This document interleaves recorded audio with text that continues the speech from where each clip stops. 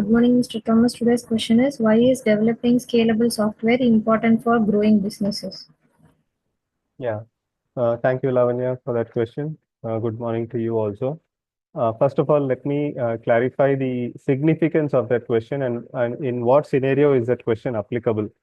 So, what happens is in many of the cases, in most of the companies, like micro, small, and medium organizations, they might not be able to go for a full-fledged software with all the features in it in the starting of their business journey, especially those businesses who are bootstrapped and self-funded. They will not be able to afford a full-fledged software, and they may not even require, all the modules in the software.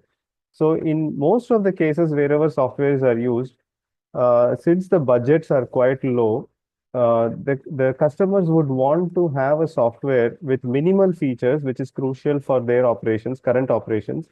And as they grow, let's say once in every 6 months or 2 years, as they grow, they would like to add new features, which becomes critical for them. So this is the scenario behind, or the scenario for which this question is very relevant. And what happens is, since most of the companies go through this particular journey, that is, they start small and humble, and then they keep growing and scaling up. Um, and when they get a software, if they are not careful at the starting, that is when they start with the software, if they are not careful with it, the software can become irrelevant after some time because the company outgrows the software and the software will not be able to catch up with whatever new requirements are coming up, and it can become irrelevant. So it is extremely crucial that when in the starting phase itself, when the software requirement is being gathered and the scoping is being done and the project is starting and the software architecture is being developed, it has to be developed in such a way that any future requirements, any scaling of requirements is also accounted into that architecture of the software.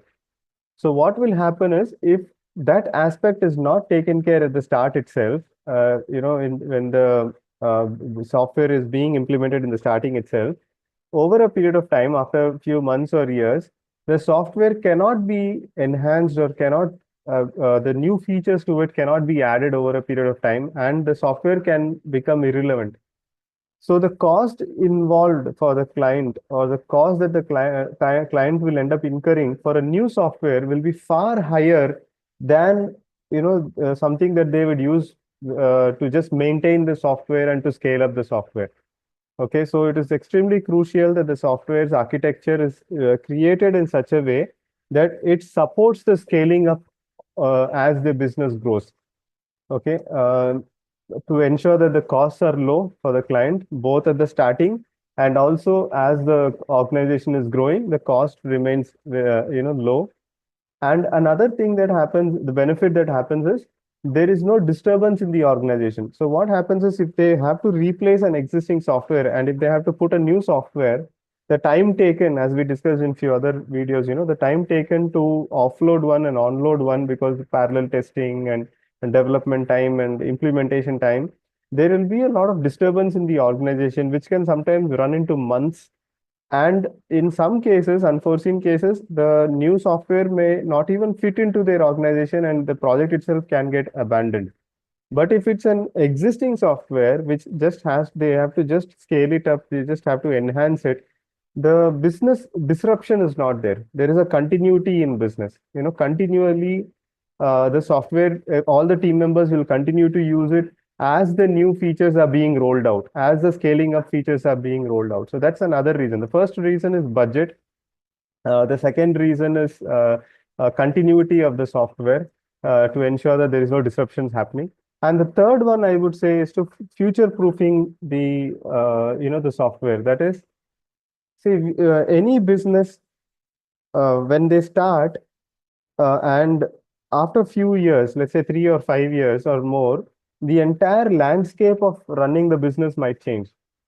Okay, every few years, the way the business models itself can change. For example, e-commerce was never a thing a couple of decades before, but now that has become one of the prominent sales channels for many organizations.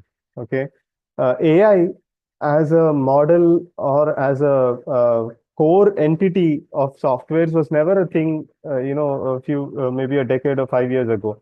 But today it is a very crucial aspect. Now, whenever there is such new landscapes being created, new scenarios being created, until and unless the software is not built with keeping that scalability in mind, the architecture in such a way. Okay, by the way, let me explain that also a little. That is, uh, another way to make it other than being scalable is making it very rigid. That is, you hard code everything into the software. Now, the advantage of that is you can finish it off very fast and deploy it, but you will not be able to scale it up. When a new scenario comes, you cannot put it into it because it will break the entire system. It will become buggy and it will just start failing slowly.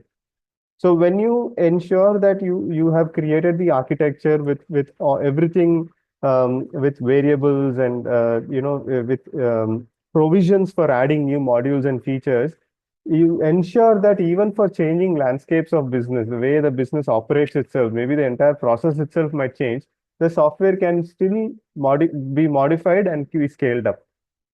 Okay. So there are three things that I said. One is helps in budget. Okay. Other one is it helps to ensure that there are no disruptions as the business is growing.